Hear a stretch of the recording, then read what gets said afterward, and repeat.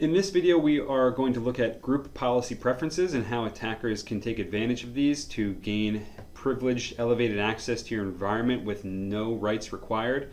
The concept here is based off of a more legacy feature of Active Directory that allows you to use preferences within group policy to specify passwords that get pushed out to all of your domain member servers.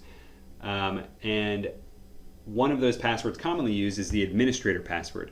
So you can see here I'm on my 2008 domain, and if I come to the group policy settings, I see under preferences local users and groups, and that allows me to do things like set a policy preference to update the built-in administrator account, and I can type in whatever password I want. So I can type in top secret password.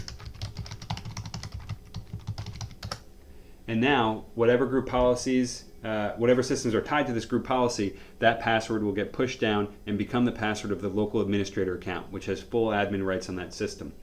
If an attacker were to find out this password policy and know that password, they could have elevated access to all of my systems.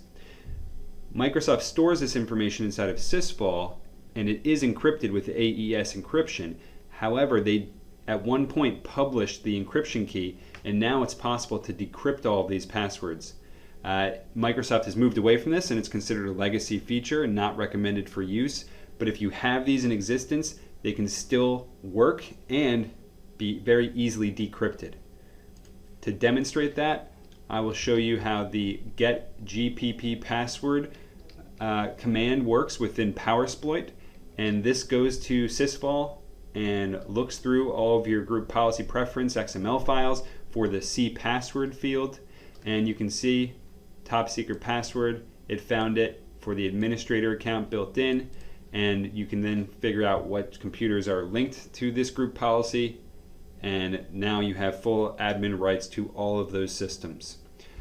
So this is something that you should scan your environment for right away to make sure you no longer use group policy preferences for this. There's other ways to accomplish the same goals, which you can read about more on the attack site.